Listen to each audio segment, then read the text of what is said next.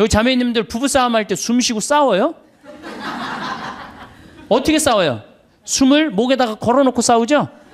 그래갖고 어떻게 따다다다다 하잖아. 당신이 뭐 나한테 해준 게 뭐 있어? 시집와갖고 그냥 1시간 동안 목에다 걸어놓으니까 1시간 정도 지나면 얼굴이 어떻게 돼요? 빨개져. 여기만 그 숨이 꽉 찬 거예요. 이게 여기 다 내려갔다 올라와야 되는데, 그러니까 1시간 동안 숨을 안 쉬면 어떻게 돼? 이 아래가 죽는 거예요. 공기가 안 들어가는데, 하느님의 생명이 안 들어가는데 살을 것 같아요? 죽을 것 같아요? 죽어요. 그래서 화병이 걸리는 거예요. 여러분들 중에 막 속이 답답하고 막 여기가 막 계속 아프고 땡기고 이러는 분들 있죠? 왜 그럴 것 같아요? 숨을 안 쉬고 살아서 그래요. 그러니까 천주교들은 부부싸움 할 때도 이게 숨 싸우는 게 틀려야 돼요. 숨을 제대로 쉬고 싸워야 돼. 당신이 말이야, 내가 시집 와갖고 말이야,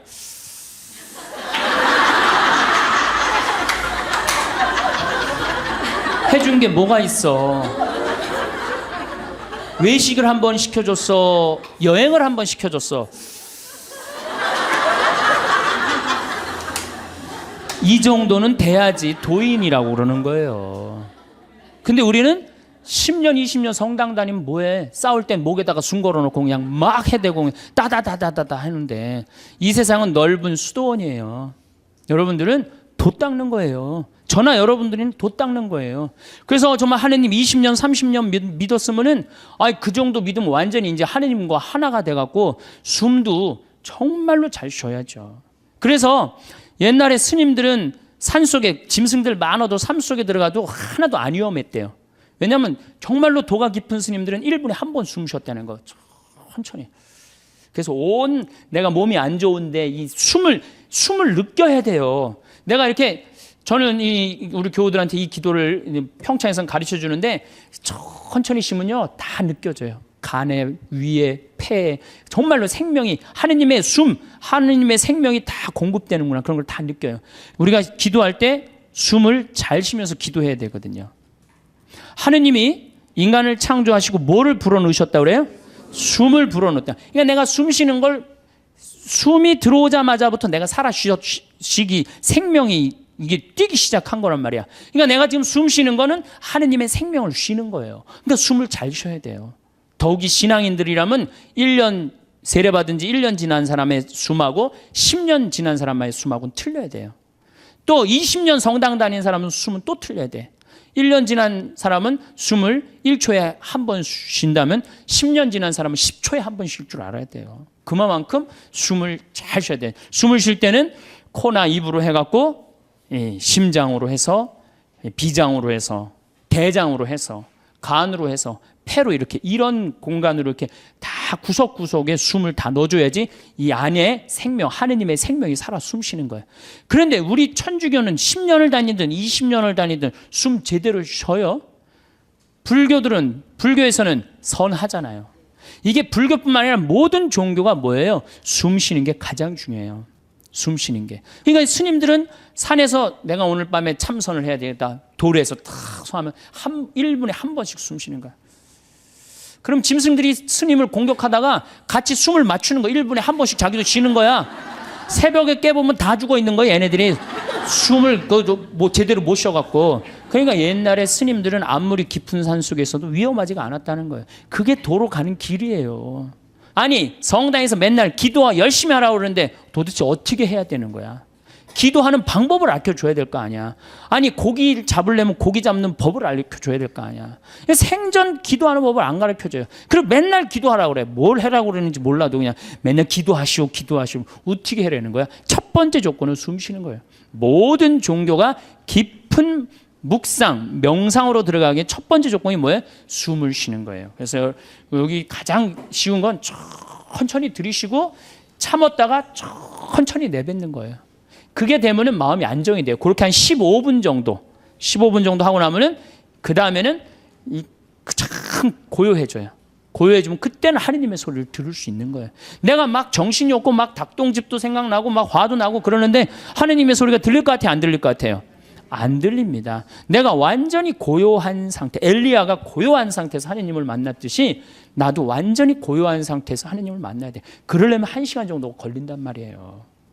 이거 그냥 앉자마자 뭐 이렇게 뭐 잘못하고 뭐하고 내가 참았는데 이번엔 못 참겠고 이러다 보면은 내가 얘기를 하다 보면은 이게 기도가 아니고 일방적으로 떠들다 가는 거예요. 떠들다 가는 거예요. 기도는 하느님의 소리를 듣는 거예요. 듣는 게 기도예요. 들으려면 어떻게 해야 돼? 내가 고요한 상태.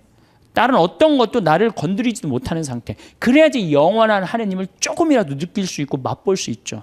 그러니까 앞으로는 부부싸움 할 때도 어떻게 해? 숨을 쉬면서 싸우란 말이에요. 숨을 쉬면서. 그러면은 여보 당신 성당 열심히 나가더니 완전히 이제 당신 달라졌네. 얼굴이 빨개지더니 이제 얼굴도 편안하고 싸울 때.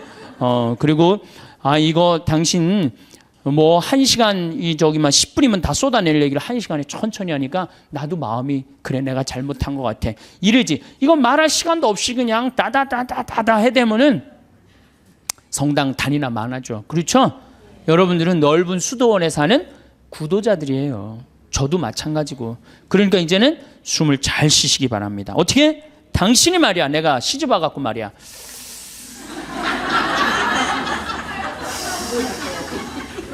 해준 게 뭐가 있어? 이러면은요, 부부싸움 100번 할 거요, 2번도 안 합니다. 자식한테 100번 싸울 거 1번도 안 싸우게 돼요. 그래야지 마음에 평화가 오는 거예요.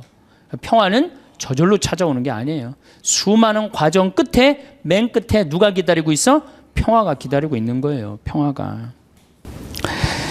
우리가 하느님을 찬양하기 위해서 춤과 노래를 통해서 하느님께 경배드리고 찬양할 수 있는 좋은 춤과 노래는 우리 신앙의 좋은 동반자라는 말씀을 드렸습니다.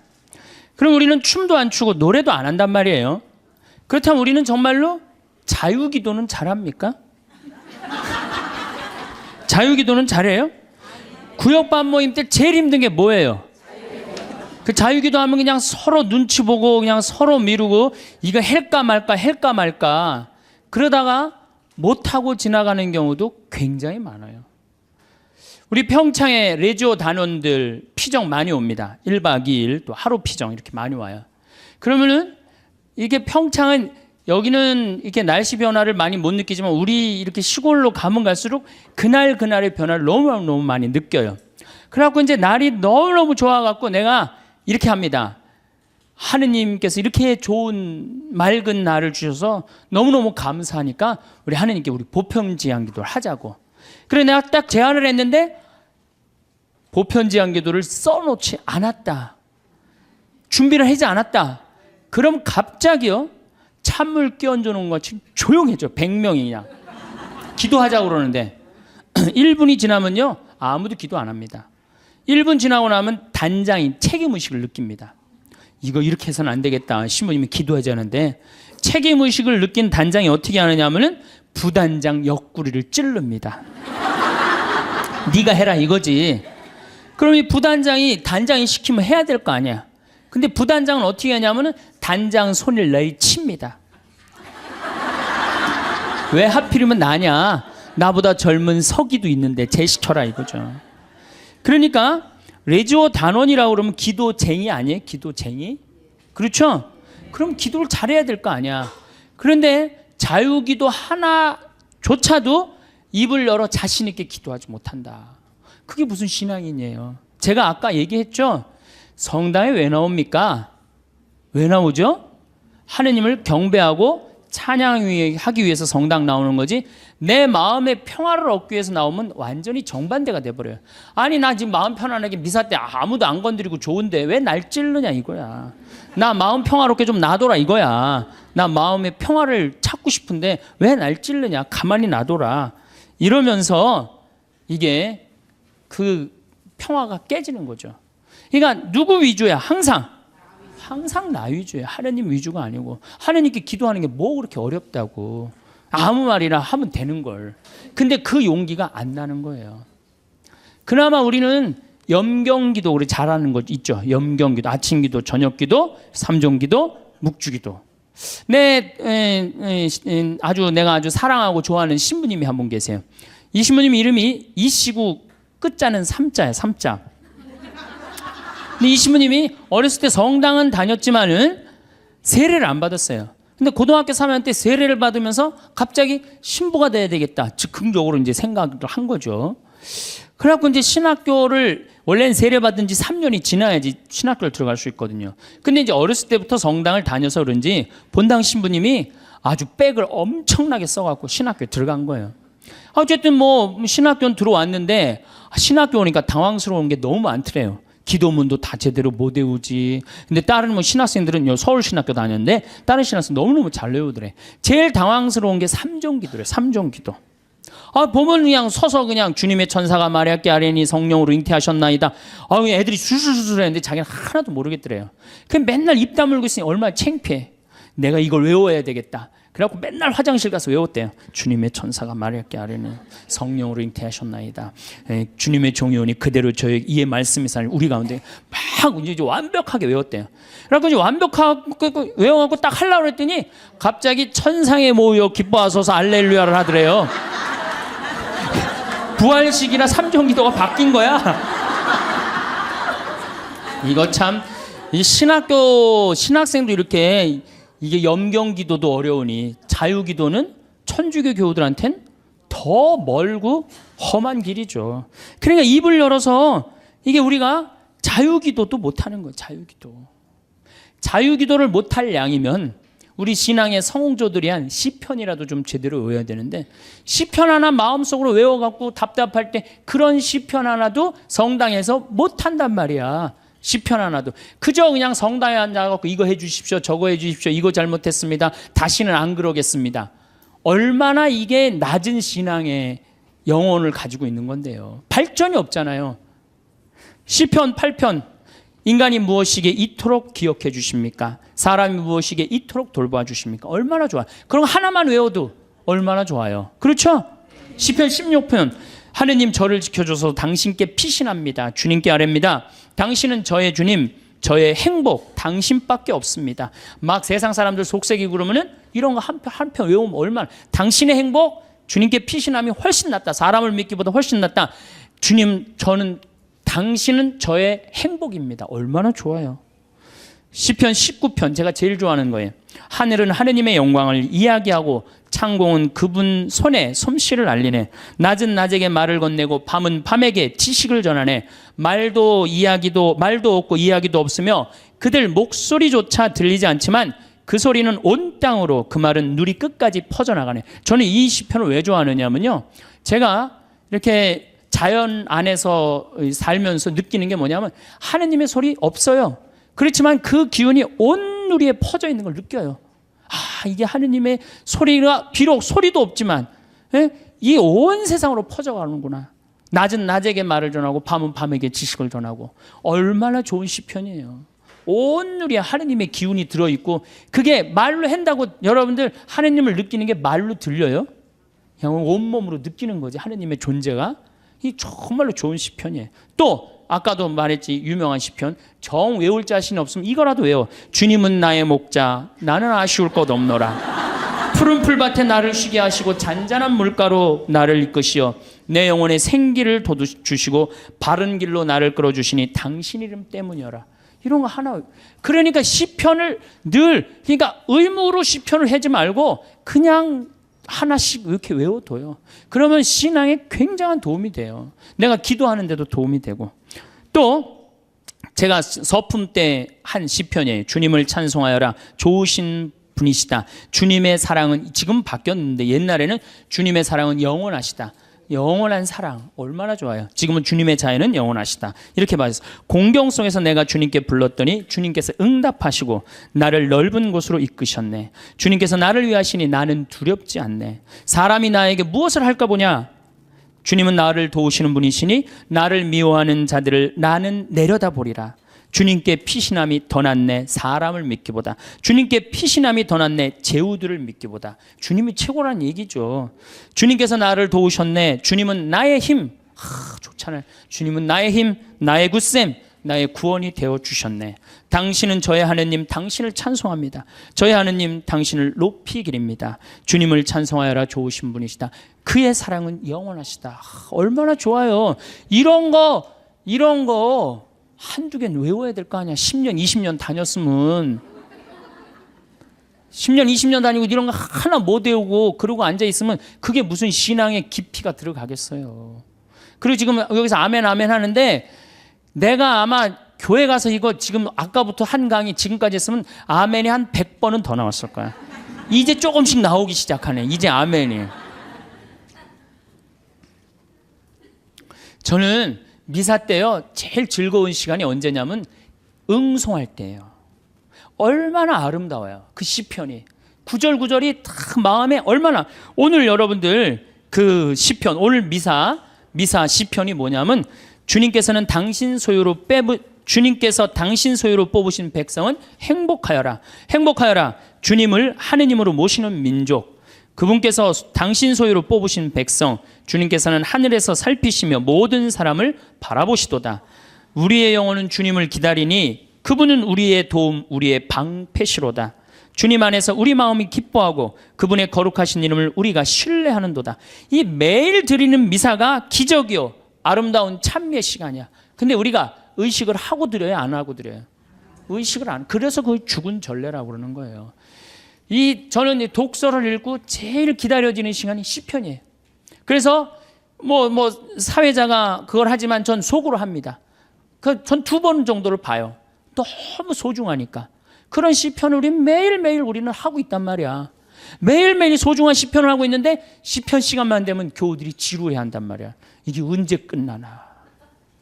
그러니까 미사의 의미, 내가 미사가 찬미 드리는 시간이고 찬양 드리는 시간이고 시편의 의미를 깨달으면은 미사 처음부터 끝까지가 마땅하고 옳은 일입니다. 이게 저절로 나온다니까요. 미사 끝나고 나면 정말 나 오늘 하나님께 경배 드렸어, 찬양 드렸어. 성가도 틀려도 제일 크게 부르고 얼마나 좋아요. 그러면 우리가 자유기도도 못해, 그렇다고 시편 기도도 잘 못해요. 그럼 묵상 기도는 잘해요? 묵상 기도.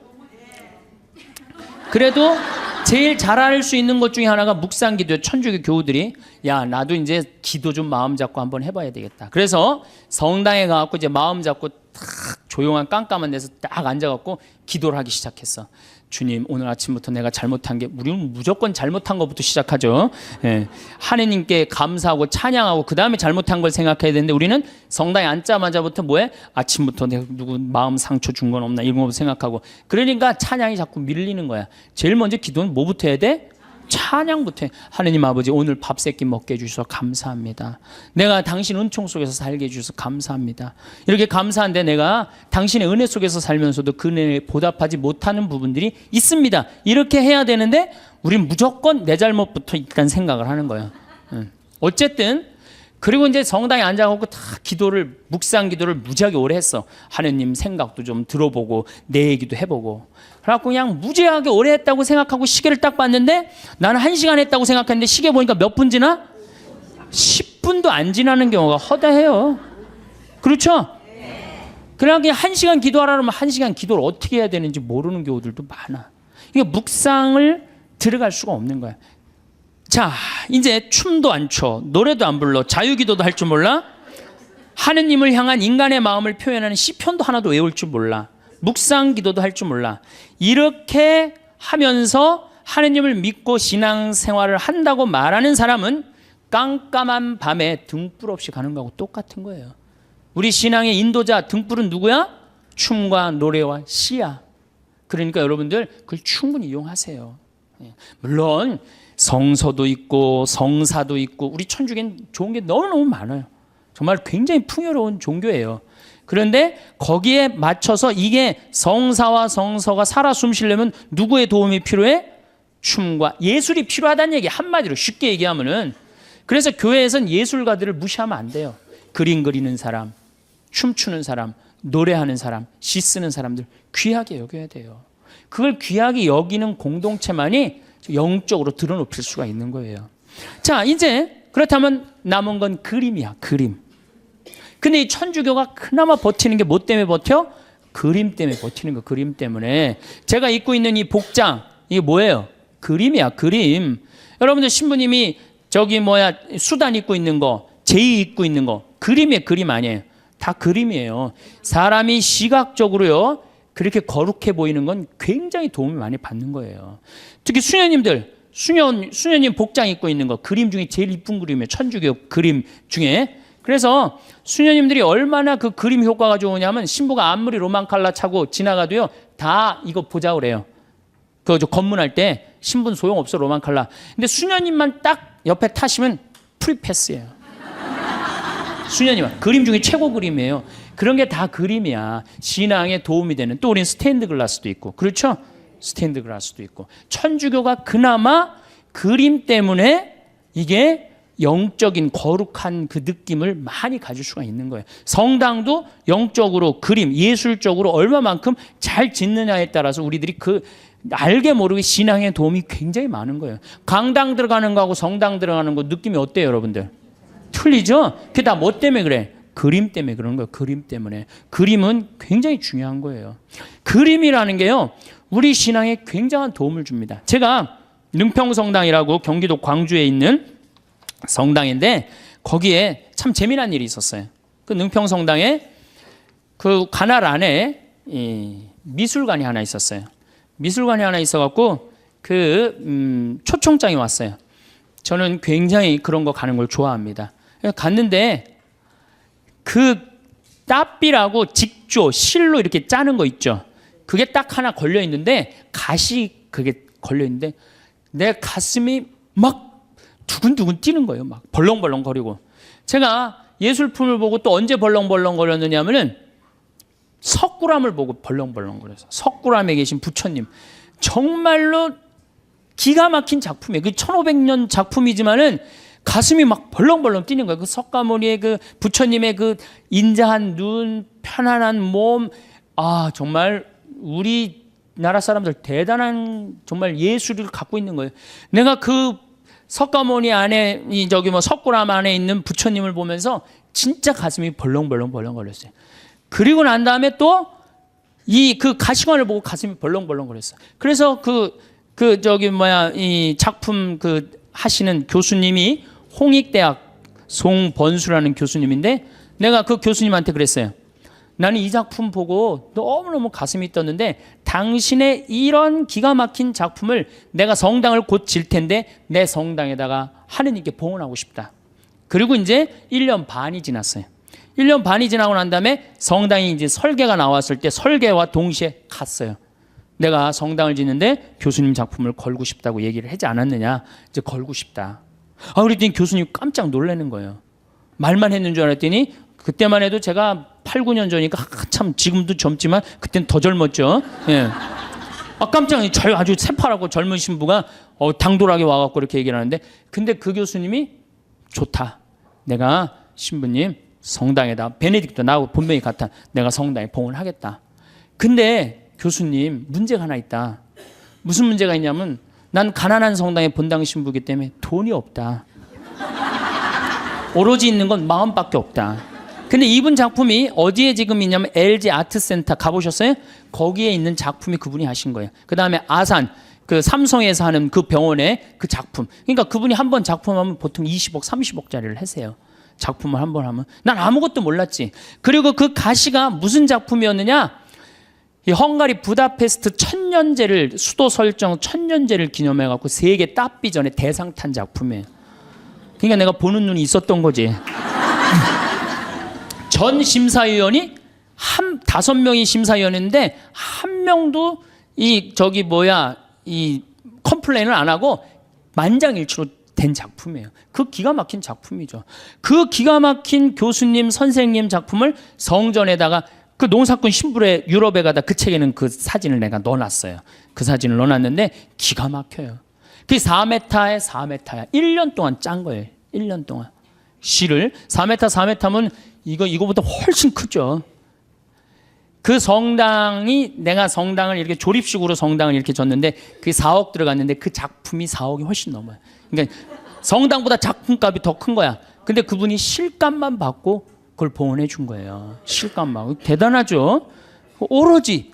그래갖고 이제 교수님하고 둘이서 작품이 완성됐을 때 그 앞에서 술을 먹고 둘이서 춤을 추고 노래했던 기억이 나요. 이 노래하고 춤추는 게 좋은 거예요. 그래서 그 머리 하얀 교수님하고 새파란 신부하고 정말로 제 인생의 큰 추억이에요. 아주 큰 추억이에요. 그래서 지금 능평성당에는 그 미안의 면류관, 제목이 미안의 면류관이에요. 미안의 면류관이 지금 걸려 있어요. 그래서 내가 그 성당 아직도 이제 못 가봤는데, 내가 졌지만 내가 한 번도 못 가봤어요, 아직. 이제 다음 달에 강의가 있어서 이제 갈 건데, 거기에 가만히 앉아 있으면 예수님의 온갖 삶이 다 느껴져요. 온갖 삶이. 제가 이콘을 좀 오늘 조금 설명을 드릴 건데, 이 이콘 보면은 이거는 메나스라는 이 수도 6세기 때 이콘이에요. 잘 안 보이시죠? 이건 예수님인데, 보시면은 예수님은 성소를 갖고 있고 수도는 서약서를 갖고 있는데, 이 그림에 보면 이 눈이 어때요, 여러분들? 제정신인 눈 같아? 제정신이 아닌 눈 같아요? 약간 막간 눈 같지 않아요? 저는 이 그림 참 좋아합니다. 왜냐하면 우리가 하느님을 믿는 사람들, 하늘로 향하는 사람들은 눈이 어때야 돼? 약간 맛이 가야 돼요. 우리는 어디를 향해야 돼?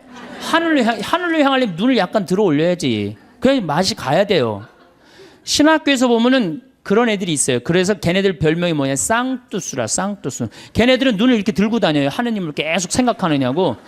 그런데 만약에 내 눈이 판교의 땅을 사면 뛸까, 동탄의 땅을 사면 뛸까, 이렇게 세상적인 눈에 반짝반짝하고 그러면서도 하느님을 믿는다면 아니죠.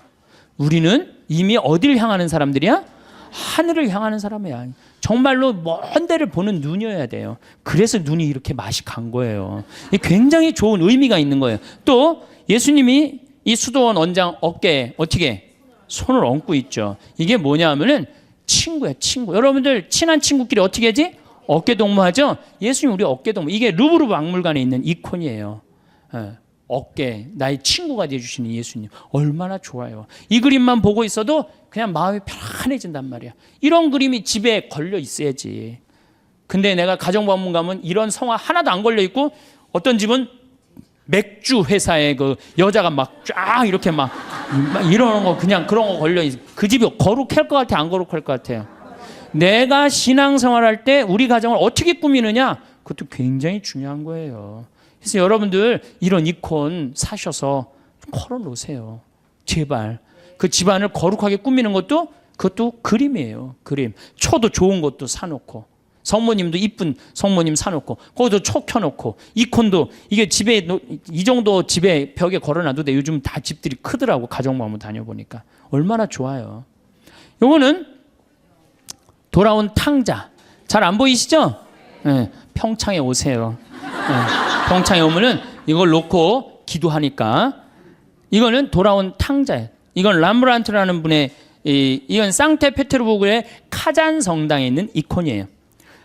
여러분들이 탕자, 예수님이 탕자 얘기를 했지만 저는 이 탕자가 참 나쁜 놈이라고 생각해요. 아버지가 살아있는데 재산 달라고 그랬잖아요. 그렇죠? 보통 재산은 언제 우리가 달라고 그러죠? 돌아가실 때 달라고 그러는데 살아있을 때 달라고 그래. 살아있을 때 달라고 그러고 어떻게? 이걸 갖고 나가서 흥청망청 썼어요. 그리고 돌아올 때 왜 이 아들이 돌아와요? 배가 고파서 돌아옵니다. 뭐라 그래? 아버지 집에 먹을 거 많은데. 그리고 돌아오는 거예요.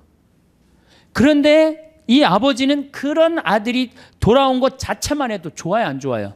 좋았던 거예요. 그래서 맨발로 쫓아나와갖고 아들을 끌어안는데, 이 아버지가 지금 장님이에요. 눈을 감고 있어요. 어떻게? 네가 무슨 죄를 져도 돌아만 온다면 내가 너를 받아주마. 그리고 끌어안아. 눈 감아주마. 얼마나 좋은 그림이에요. 그 다음에 손은, 한 손은 엄마 손, 한 손은 아빠 손이야. 아버지의 강인함으로, 어머니의 따뜻함으로, 이젠 다시는 너를 세상 밖 죄악으로 난 너를 내보내지 않겠다. 다 끌어안아주는 거예요. 얼마나 이 품에 안겼을 때 얼마나 좋겠어요. 우리도 정말 세상 막 돌아다니다가 아버지 생각나고 돌아오면 아버지가 어떻게 해? 언제든지 이렇게 안아주시고 끌어안아주신단 말이야. 이 띠를 뚫어서 죄 진 사람들, 다리는 신발 다 떨어져 갖고, 그런데도 이 아들을 받아들인단 말이야. 그랬더니 큰 아들이 막 화를 내고 어두움 속에서 있어. 여러분들 마음 안에 미움, 질투, 시기가 있다면 여러분은 항상 어디 속에서 살 것 같아요? 어둠 속. 기쁨으로 나올 수가 없어요. 기쁨으로 나올 수가 없어요. 그러니까 우리가 살아가면서 항상 기쁘게 살아야 돼. 기쁘게 살려면 누굴 미워하면은, 미워하는 것도 습관이에요.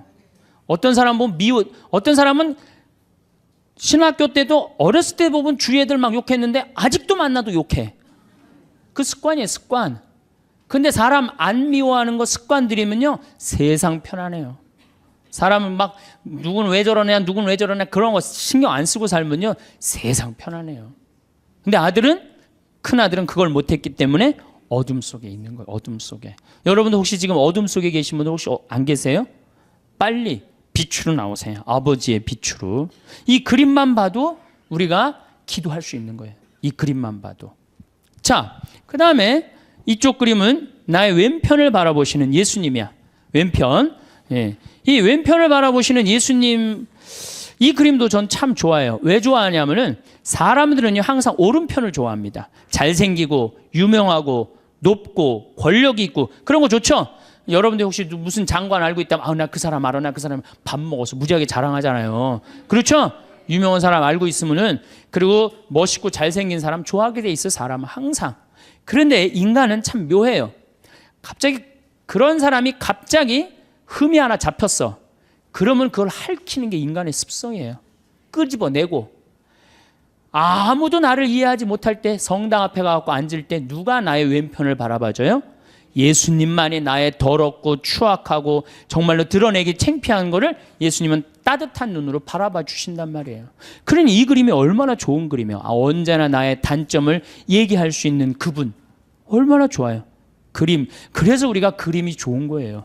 이거는 내 발을 씻기신 예수님 얘기죠. 그렇죠? 예수님이고 베드로예요. 그런데 여러분들 발을 씻긴다. 뭐 우리가 전례적으로도 발 몇 번 씻겨보고 그랬죠? 그런 경험 있죠? 이스라엘에서 발을 씻긴다. 이건 종이 최고 밑으로 내려간 거예요. 얼마나 그 척박한 땅에 먼지가 얼마나 많아요. 그런데 베드로의 발을 씻긴다. 그런데 예수님의 얼굴이 베드로한테 안 가 있고 어디가 있느냐면 베드로의 발에 입을 맞추고 있어요. 정말 예수님은 낮출 때까지 낮추고 계신 거예요. 그러니까 너무 감격한 베드로가 예수님을 끌어안죠. 자, 생각해 보세요. 내 친구가 돼서 어깨 동무를 해주고 내가 잘못할 때 돌아오면 끌어안아주고 눈 감아주고 나의 왼편을 바라봐 주시고 내 발을 씻겨주신 예수님. 이 예수님한테 우리가 할 일이 뭐가 있을까요? 감사드리고 찬양 드려야지. 여기다 또 뭘 시켜? 우리 예수님 너무 시켜 먹는 거 아니에요? 이제 그만 시켜야 돼요. 여기 이제 예수님은 마지막에는 우리 인간을 위해서 어떻게 하셨어? 십자가에 당신의 목숨을 바치셨어요. 이 예수님께 우리가 경배드리지 않는다면, 우리가 이 예수님께 감사드리지 않는다면, 우리가 이 예수님께 찬양드리지 않는다면 우리가 무슨 신앙인이에요. 우리들은 성당에 나오는 이유가 마음의 평화를 얻기 위해서 나오는 거 아니에요. 이 받은 은혜가 너무 많은 예수님께 감사드리고 찬양드리기 위해서 나온 거예요. 그래서 우리가 앞으로 할 수 있는 말 중에 가장 많은 말은 뭐야? 감사합니다. 찬양합니다. 경배합니다. 당신의 은총 너무너무 감사합니다. 그러다가 정 필요한 게 있으면은 그렇게 하다가 끝에 내가 요즘 우리 아들이 요새 고등학교 3학년이라 시험을 보는데 우리 아들 마음을 좀 차분하게 해주십시오, 주님. 시험 잘 보게 해달라는 것도 그것도 기복이죠. 시험 잘 본 거 지가 노력해야지 잘 보지 예수님이. 그래서 제가 가끔 성령 세미나 때 여기 앞에 앉아 있는 분들한테 여러분들 여기 왜 나왔냐고 제가 물어봐요. 병 고치려고 나왔대요. 병 고치려면 산에 가야지 왜 성당에 와. 그러면 예수님이 눈 아플 때 눈 고쳐주고 배 아플 때 배 고쳐주고 다리 아플 때 다리 고쳐주고 아플 때마다 고쳐줘요? 아니죠? 예수님은 아플 때마다 고쳐주는 분이 아니에요. 건강은 내가 챙기는 거지 하느님이. 물론 은총으로 인간의 한계가 어쩔 수 없을 때 예수님이 은총을 주셔서 고쳐주실 때 있어요. 많아요. 그런 경우. 그런 경우 참 많습니다. 저 그런 경우 많이 봤고 다음 시간에 내가 그런 예만 또 이제 들을 거예요. 그런 예만 들을 건데 참 많아요. 그런데 그게 계속 이어져. 그 사람은 신앙인 아니에요. 그 사람은 신앙인일 수가 없어요. 진정한 신앙인은 그런 거조차도 하나님께 간구하지 않는 거예요. 알아서 해달라고. 당신이 알아서 해달라고. 예. 예수님이 마지막 골고타 언당에서 뭐라고 그러셨어요? 아버지 이 쓴 잔을 저에게서 거두어 주소서. 그러나 제 뜻대로 마시고 아버지 뜻대로 하소서. 근데 우리는 항상 하느님 뜻은 생각하지 않고 하느님의 뜻을 실천하려고 덤벼드는 게 아니고 하느님이 누구 뜻을 실천해야 돼? 내 뜻을 실천해야 돼. 성당에 왜 나왔다고요? 마음의 평화를 얻기 위해서? 아닙니다. 성당에는 하느님께 경배드리기 위해서, 하느님께 찬양드리기 위해서 나온 거예요. 그리고 그 다음은 내 영혼이 구원받기 위해서 나오는 거예요. 내 영혼이. 그 얘기는 내가 다음 시간에 여러분들한테 또 할 거예요. 내 영혼이 구원받기. 여러분들 이제는요, 여러분들이 예수를 사랑하시면 좋을 것 같아요. 예수를. 그래서 이제 성가도 춤도 노래도 시도 열심히, 그림도 열심히 하는 그런 사람들이 될 때 우리가 하느님께 다가가는 거예요. 제가 우리 교우들한테 이런 이제 강의를 이제 한 지가 한 2달 정도, 2달 전부터 이런 강의를 제가 시작을 했어요. 왜 이런 강의를 제가 하기 시작을 했느냐면은 지금 이슬람교가 천주교를 앞질렀습니다. 이슬람교가 인구 면에 있어서 이슬람이 훨씬 많아요. 이슬람을 가만히 들여다보니까 철저해요. 신앙생활을 철저하게 해요. 신앙생활을. 근데 천주교를 보니까 점점 더 느슨해져. 막 그야말로 이게 진짜 성당 다니는 사람인지 안 다니는 사람인지 구분도 안 될 정도로 완전히 느슨해지는 거예요. 이렇게 느슨해지다가는 하느님과의 관계가 점점 더 멀어질 수밖에 없어요. 우리도 철저하게 신앙생활, 하느님을 믿는, 우리 신앙 성도들은 하느님을 믿는다는 이유 하나로 어떻게 살으셨어요? 이 순교자성을. 죽는 게 문제가 아니고, 죽는 건 뭐 그냥 죽으면 되는 건데 어떻게 다 산속으로 다 피해 들어갔어요. 옛날에 다 양반집이 다 믿었죠? 산속으로 들어가면은 출세할 길이 있어요, 없어요? 출세할 길이 없어요. 그래서 100년 동안 출세를 못했어요. 천주교 교우들은 100년 동안 세상에 나오지 못했다고, 하느님을 믿는다는 이유 하나로.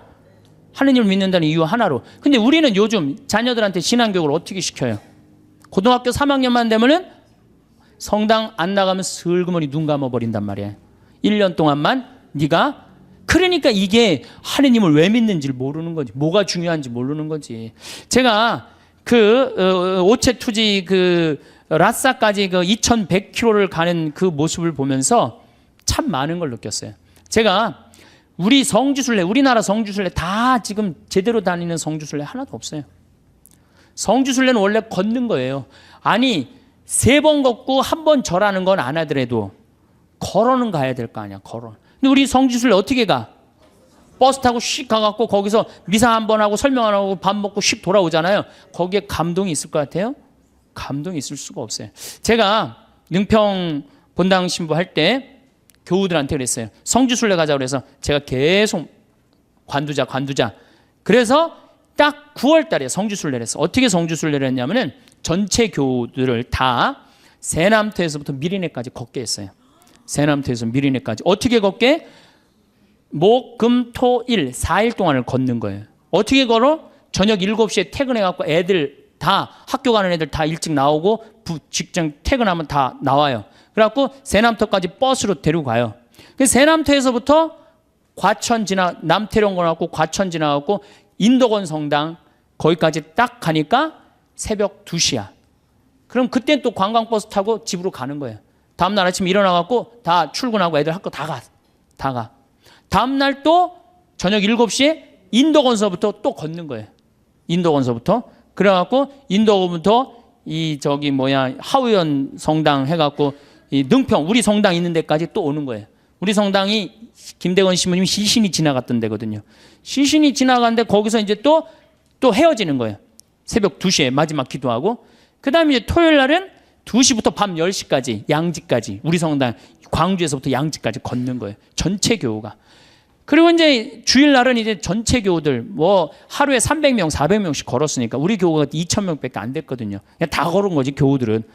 그래갖고 이제 마지막 날은 양지에서부터 삼도고개 넘어가고 미리네 이제 김대원 신부님 무덤 앞에 가갖고 무릎을 꿇고 다 신부님 앞에서 조배를 하는데 다 우는 거예요.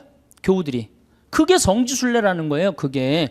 우리 너무 쉽게 신앙생활해요 요즘. 그냥 거저하는 거 거저. 그러니까 쉽게 신앙생활하니까 하느님을 깊게 느끼지도 못하고 쉽게 떠나고.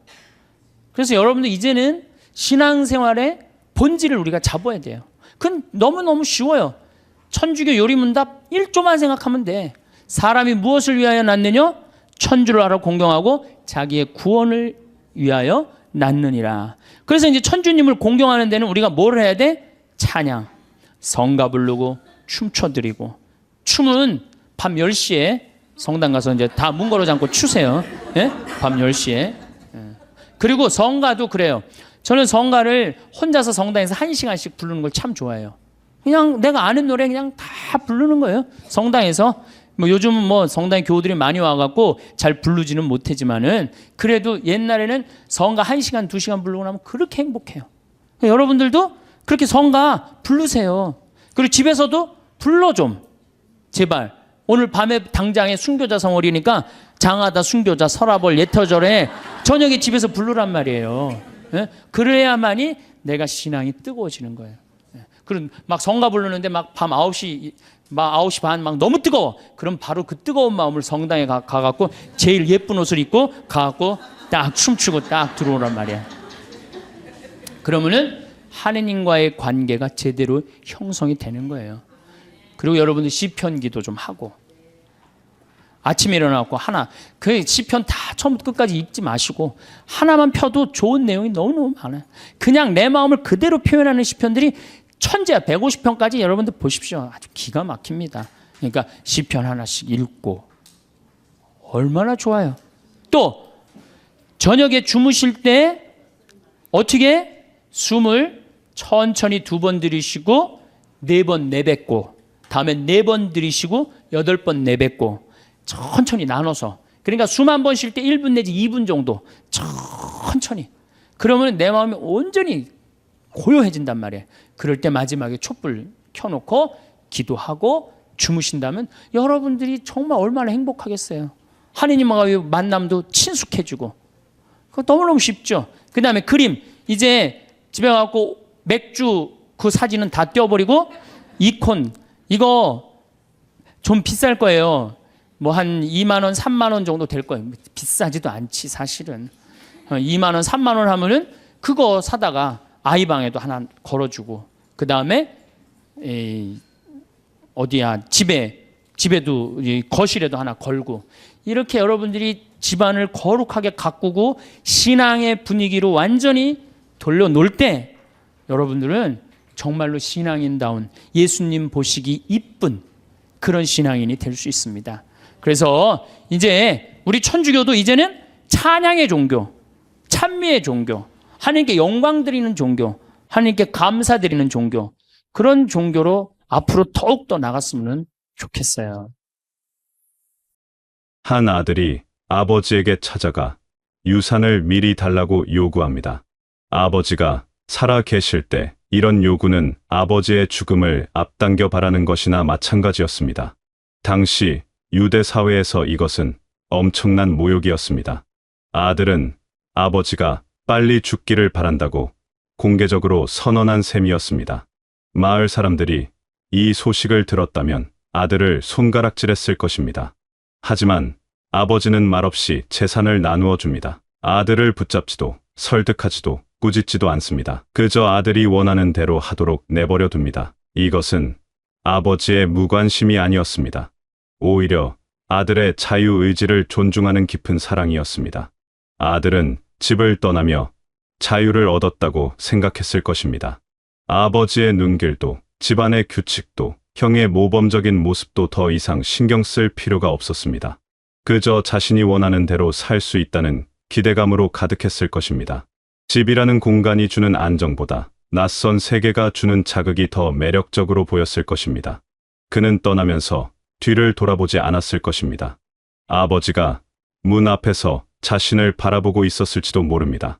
하지만 그는 알지 못했습니다. 아버지가 매일 저녁 그 문 앞에 서서 아들이 돌아오기를 기다릴 것이라는 사실을 말입니다. 낯선 땅에서 아들은 재산을 마음껏 씁니다. 친구들이 생기고 매일 밤이 즐거웠습니다. 돈이 있는 동안에는 모든 것이 화려했습니다. 사람들이 그를 둘러싸고 그의 농담에 웃어주고 그와 함께 시간을 보내려 했습니다. 그는 자신이 인기 있고 사랑받는다고 착각했을 것입니다. 하지만 그것은 그의 돈을 사랑한 것이지 그 자신을 사랑한 것이 아니었습니다.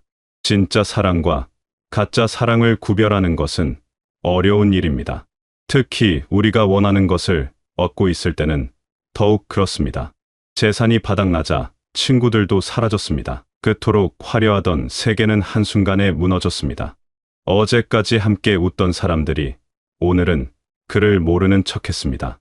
그곳에 기근까지 들어 아들은 돼지를 치는 일을 하게 되었고, 돼지가 먹는 쥐염 열매라도 배불리 먹고 싶을 만큼 비참한 처지에 놓입니다. 유대인에게 돼지는 부정한 동물이었습니다. 돼지를 치는 일은 상상할 수 있는 가장 천한 일이었습니다. 그는 바닥까지 떨어진 것입니다. 모든 것을 잃었습니다. 재산도, 친구도, 자존심도, 심지어 배를 채울 음식도 없었습니다. 그제야 아들은 깨닫습니다. 아버지 집에 품꾼 자신보다 나은 삶을 살고 있다는 것을. 그들은 적어도 먹을 것이 있고 잠잘 곳이 있습니다. 그들은 존중받고 공정한 대우를 받습니다. 아버지는 품꾼 인색하지 않은 분이었습니다. 아들은 비로소 자신이 무엇을 잃었는지 깨닫습니다. 집을 떠날 때는 감옥처럼 느껴졌던 그곳이 이제는 천국처럼 그리워집니다. 그는 돌아가기로 결심합니다. 하지만 아들로서가 아닙니다. 그는 아들의 자격을 스스로 포기했다고 생각했습니다. 그저 품꾼으로라도 받아달라고 말하려고 준비합니다. 그는 돌아가는 길 내내 아버지에게 할 말을 연습했을 것입니다. 어떻게 용서를 구할지, 어떻게 자신의 잘못을 설명할지 고민했을 것입니다. 그의 마음은 두려움과 희망 사이에서 흔들렸을 것입니다. 아버지는 아들이 돌아오는 것을 멀리서 봅니다. 아버지는 매일 저녁 그 길을 바라보았을 것입니다. 혹시 아들이 돌아오지 않을까 하는 희망을 버리지 않았을 것입니다. 그리고 드디어 그날이 왔습니다. 아버지는 아들을 알아봅니다. 비록 아들의 모습이 초라하고 지쳐 있었지만 아버지는 한눈에 알아봅니다. 아버지는 달려갑니다. 나이 든 사람이 달리는 것은 당시 문화에서 품이 없는 행동으로 여겨졌습니다. 하지만 아버지는 개의치 않습니다. 아들이 준비한 말을 끝까지 듣지도 않습니다. 아들이 어디서 무엇을 했는지, 왜 돌아왔는지, 심지어 진심으로 뉘우치는지조차 묻지 않습니다. 그저 아들을 끌어안고 기뻐할 뿐입니다. 아버지는 아들이 멀리서 오는 것을 보고 측은한 마음이 들어 달려가 목을 안고 입을 맞춥니다. 이것은 당시 어른의 위엄으로는 상상할 수 없는 행동이었습니다. 하지만 아버지는 체면도 위신도 개의치 않습니다. 아들이 돌아왔다는 사실 앞에서 모든 것이 사라집니다. 아버지는 종들에게 명령합니다. 가장 좋은 옷을 가져다 입히고 손에 반지를 끼워주고 발에 신을 신겨주라고 합니다. 그리고 살찐 송아지를 잡아 잔치를 열라고 합니다. 옷은 신분을 상징했습니다. 반지는 권위를 나타냈습니다. 신발은 자유인의 표시였습니다. 노예는 신발을 신지 못했습니다. 아버지는 아들에게 단순히 자리가 아니라 아들의 자리를 온전히 돌려주는 것입니다. 살찐 송아지는 특별한 날을 위해 준비해두는 것이었습니다. 아버지는 아들의 귀환을 가장 특별한 날로 만들고 싶어 합니다. 이 장면에서 우리는 사랑의 본질을 마주하게 됩니다. 아버지가 보여준 것은 조건이 없는 사랑입니다. 아들이 무엇을 잘못했는지 따지지 않고 앞으로 어떻게 살겠다는 다짐도 요구하지 않습니다. 그저 아들이 돌아왔다는 사실 자체를 기뻐합니다. 이것은 우리가 일상에서 경험하는 대부분의 관계와는 다릅니다. 우리는 흔히 상대가 우리 기대에 부응할 때, 우리가 원하는 모습일 때 사랑한다고 말합니다. 내가 이것을 하면 사랑해주겠다. 내가 저것을 이루면 인정해주겠다는 식입니다. 하지만 아버지는 아들의 행동이나 성과가 아니라 아들의 존재 자체를 사랑합니다. 아들이 무엇을 이루었는지, 무엇을 가졌는지는 중요하지 않습니다. 아들이 살아서 돌아왔다는 사실 하나만으로 충분합니다. 아버지가 아들에게 입힌 옷과 반지는 단순한 선물이 아닙니다. 이것은 아들의 지위를 완전히 회복시켜 준다는 상징입니다. 잘못을 용서하는 것을 넘어서 잘못하기 이전의 소중한 존재로 온전히 다시 받아들인다는 뜻입니다. 아버지는 아들에게 되라고 하지 않습니다. 여전히 아들로 대합니다. 이것이 진정한 회복입니다. 과거의 잘못이 지워지는 것이 아니라 그 잘못에도 불구하고 우리의 가치가 변하지 않는다는 것을 확인받는 경험입니다. 우리는 우리의 실패로 규정되지 않습니다. 우리는 여전히 사랑받는 존재입니다. 이것이 아버지가 아들에게 준 가장 큰 선물입니다. 그런데 이 기쁨의 잔치에 참여하지 못하는 사람이 있습니다. 바로 큰아들입니다. 밭에서 일하다가 돌아온 큰아들은 집 안에서 들려오는 음악 소리와 춤추는 소리를 듣습니다. 동생이 돌아왔다는 말을 듣고 그는 화가 나서 집 안으로 들어가지 않습니다. 아버지가 나와서 달래지만 큰아들은 자신의 억울함을 토로합니다. 자신은 아버지를 섬기며 명령을 어긴 적이 없는데 염소 한 마리 받지 못했다고, 그런데 재산을 탕진한 동생에게는 살찐 송아지를 잡아주느냐고 따집니다. 큰아들의 말 속에는 동생에 대한 경멸이 담겨 있습니다. 그는 동생을 동생이라 부르지 않고 아버지의 아들이라고 부릅니다. 이미 그는 마음속으로 동생과의 관계를 끊어버린 것입니다. 그에게 동생은 더 이상 가족이 아닙니다. 큰아들의 말은 논리적으로 타당해 보입니다. 그는 착실하게 살았고 동생은 잘못을 저질렀습니다. 그런데 결과는 역전되어 있습니다. 이것은 공평하지 않아 보입니다. 하지만 큰아들의 마음속을 들여다보면 그곳에는 기쁨이 없습니다. 오히려 미움과 질투와 분노로 가득합니다. 그는 모든 것을 올바르게 했지만 행복하지 않습니다. 동생을 용서하지 못하고 아버지의 기쁨도 이해하지 못합니다. 그는 스스로를 어둠 속에 가둡니다. 잔치는 집 안에서 열리고 있지만 그는 밖에 서서 분노하고 있습니다. 큰아들은 아버지와 함께 살았지만 정작 아버지의 마음을 이해하지 못했습니다. 그는 의무는 다했지만 사랑은 배우지 못했습니다. 큰아들의 모습은 우리에게 중요한 질문을 던집니다. 올바르게 산다는 것이 과연 무엇일까요? 규칙을 지키고 의무를 다하는 것만으로 충분할까요? 큰아들은 모든 것을 제대로 했지만 정작 사랑과 기쁨을 경험하지 못합니다. 그는 자신의 기준으로 동생을 판단하고 아버지의 사랑을 이해하지 못합니다. 그의 올바름은 차가운 올바름입니다. 타인의 연약함을 받아들이지 못하고 실패한 사람을 포용하지 못합니다. 그는 아버지와 함께 있으면서도 아버지의 마음을 알지 못합니다. 그는 집에 있었지만 진정으로 집에 있지 않았습니다. 우리 안에도 큰아들이 살고 있습니다. 우리는 종종 우리가 옳다고 생각하는 기준으로 다른 사람을 평가합니다. 실수하고 넘어진 사람을 보며 마땅하다고 생각하기도 합니다. 그 사람이 당연히 그런 결과를 맞이했다고 여깁니다. 그러면서 우리는 점점 더 단단해지고 차가워집니다. 기쁨에서 멀어집니다. 큰아들처럼 모든 것을 올바르게 하면서도 정작 잔치에는 참여하지 못하는 사람이 됩니다. 우리는 우리의 의로움에 갇혀 타인의 고통을 외면하게 됩니다. 우리는 잘못을 지적하는 데는 능숙하지만 연약함을 품어주는 데는 서툽니다. 돌아온 탕자의 이야기가 우리에게 주는 가장 큰 위로는 돌아갈 곳이 있다는 사실입니다. 우리가 아무리 실패하고 아무리 잘못된 선택을 하더라도 우리를 판단하지 않고 받아줄 곳이 있다는 것입니다. 아버지는 아들에게 과거를 묻지 않습니다. 왜 그랬는지, 얼마나 반성하는지 따지지 않습니다. 그저 돌아왔다는 사실만으로 기뻐합니다. 아들이 멀리서 오는 것을 보았을 때 아버지의 마음에는 이미 용서가 가득했습니다. 아들이 무슨 말을 할지도 듣기 전에 말입니다. 아버지의 사랑은 아들의 회개를 기다리지 않았습니다. 회개보다 먼저 사랑이 있었습니다. 이것은 우리 자신에게도 적용됩니다. 우리는 스스로에게 너무 가혹합니다. 실수할 때마다 자책하고 잘못된 선택을 할 때마다 자신을 용서하지 못합니다. 우리는 우리 자신을 끊임없이 심판합니다. 하지만 돌아온 탕자의 이야기는 말합니다. 우리의 가치는 우리가 무엇을 했느냐에 달려 있지 않다고, 우리의 존재 자체가 이미 소중하다고, 실패했어도 잘못했어도 비참한 모습이 되었어도 우리는 여전히 사랑받을 자격이 있다고 말입니다. 우리는 우리의 업적으로 평가받는 존재가 아닙니다. 우리는 사랑받기 위해 태어난 존재입니다.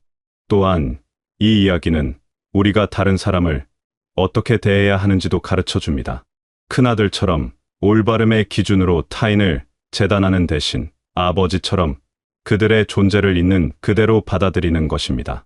누군가 실패했을 때 그 실패를 탓하기보다 그 사람이 다시 일어설 수 있도록 손을 내밀어 주는 것입니다. 과거를 묻지 않고 조건을 달지 않고 그저 돌아온 것을 기뻐하는 것입니다. 우리가 받은 자비를 다른 이에게도 베푸는 것입니다. 이것이 진정한 사랑의 실천입니다. 돌아갈 곳이 있다는 확신은 우리를 자유롭게 합니다. 실패가 두렵지 않습니다. 넘어져도 다시 일어날 수 있다는 것을 알기 때문입니다. 잘못된 길로 갔다가도 다시 돌아올 수 있다는 것을 알기 때문입니다. 이 자유는 우리를 더 담대하게 살게 합니다. 그리고 동시에 더 따뜻하게 살게 합니다. 우리가 받은 용서를 다른 사람에게도 건넬 수 있게 되기 때문입니다. 우리는 더 이상 완벽해야 한다는 두려움에 사로잡히지 않습니다. 우리는 연약함을 인정하고 그 연약함 안에서도 사랑받는 존재임을 깨닫습니다. 여러분에게도 돌아갈 곳이 있습니다. 여러분이 어떤 실수를 했든 어떤 잘못된 선택을 했든 여러분을 판단하지 않고 받아줄 사랑이 있습니다. 그 사랑은 여러분의 과거를 묻지 않습니다. 여러분이 돌아왔다는 사실만으로 기뻐합니다. 여러분은 그 사랑 안에서 다시 온전한 사람이 될 수 있습니다. 하느님 아버지는 지금도 우리를 기다리고 계십니다. 우리가 멀리서 돌아오는 것을 보시고 달려 나오실 준비가 되어 계십니다. 우리의 변명도 우리의 사과도 다 듣기 전에 우리를 끌어안으실 것입니다. 하느님의 자비는 우리의 상상을 초월합니다. 우리가 돼지 우리에 있을 때도 우리가 바닥에 떨어져 있을 때도 하느님은 우리를 포기하지 않으십니다. 오히려 우리가 돌아오기를 간절히 기다리고 계십니다. 하느님의 사랑은 우리의 조건을 따지지 않습니다. 우리의 자격을 묻지 않습니다. 그저 우리를 사랑하십니다. 그리고 그 사랑을 경험한 여러분은 이제 다른 사람의 연약함도 따뜻하게 안아줄 수 있는 사람이 되실 수 있습니다. 큰아들의 어둠 속에 머무는 대신 아버지의 잔치에 함께하는 사람이 되시길 바라겠습니다. 하느님의 무한한 자비 안에서 진정한 평화와 기쁨을 누리시고 그 평화를 세상에 전하는 사람이 되시길 바라겠습니다.